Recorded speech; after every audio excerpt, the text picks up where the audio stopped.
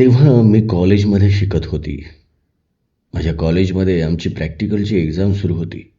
त्यामुळे नात्यातल्या एका समारंभाला मला माझ्या कुटुंबियांसोबत जाता आलं नाही. मला 2 दिवस घरीच राहायचं होतं. नाही म्हणायला माझी मावशी जवळ राहायची. रात्री तिथे झोपायला जा असं माझ्या आईवडिलांनी मला सांगून ठेवलं होतं.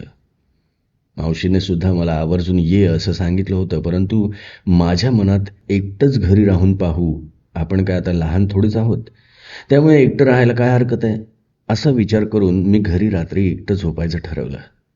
आणि मावशीला खोटं सांगितलं की माझी मैत्रीण येणार आहे आज माझ्या सोबतीला, त्यामुळे तू निश्चिंत राहा. दिवस तर कॉलेज, प्रॅक्टिकल्स, ट्युशन्समध्ये गेला. संध्याकाळी घरी आल्यावर थोडा वेळ टी व्ही बघण्यात, नंतर दुसऱ्या दिवशीच्या परीक्षेचा अभ्यास करण्यात निघून गेला. हळूहळू रात्र होऊ लागली. त्या काळी आमच्याकडे लोड शेडिंग असायचं, त्यामुळे मी हाताशी टॉर्च, आगपेटी, मेणबत्ती असं सगळं आणून ठेवलं होतं. रात्री 10 वाजेपर्यंत मी टी व्हीवर मराठी सिरियल्स पाहत बसले. त्यानंतर मी झोपण्याचा प्रयत्न केला. एकदा उठून सगळे दारं खिडक्या नीट लावल्या आहेत ना याची मी खात्री करून घेतली. पुन्हा मी झोपण्याचा प्रयत्न करू लागली. खोलीत मोठा लाईट लावून मी झोपले होते. पण काही वेळातच लोड शेडिंगची वेळ नसून वीज गेली आणि मी खडबडून जागे झाले. घड्याळात रात्रीचे 12 वाजले होते. सगळीकडची लाईन गेली असल्याने सर्वत्र मिट्ट काळोख दाटला होता. रातकिड्यांची तेवढी किर्र किर्र ऐकू येत होती. मी माझ्या जवळचा टॉर्च लावला, पण दुर्दैवाने तो सेल गेले असल्याने अवघ्या 5 मिनिटातच बंद पडला. इकडे माझ्या हृदयाचे ठोके भीतीने वाढू लागले.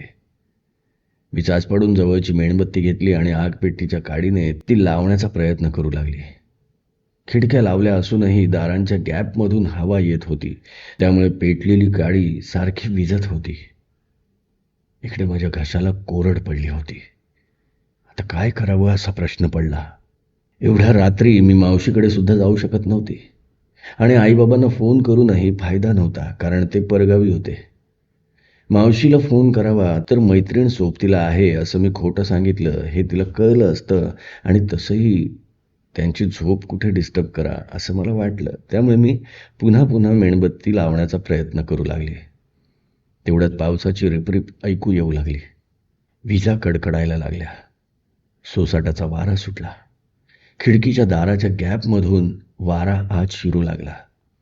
तेवढ्या स्वयंपाकघरात काहीतरी पडल्याचा आवाज आला.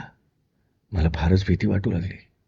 नेमके त्याच वेळेस काही वर्षांपूर्वी बघितलेले हॉरर शो मधील प्रसंग हटकून आठवू लागले. त्यामुळे मनात चित्रविचित्र विचार यायला लागले. अखेर मेणबत्ती पेटल्या गेली आणि ती घेऊन मी हळूहळू चालत स्वयंपाकघरात गेले.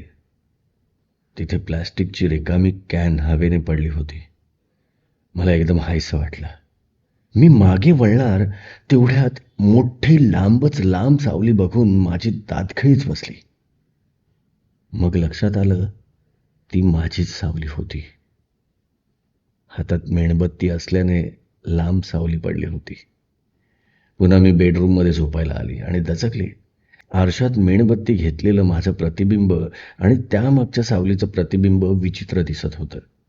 पटकन आरशासमोरून मी दूर झाली आणि पलंगावर बसली, तर जवळच्या खिडकीच्या तावदानावर एक विचित्र आकृती हलत होती.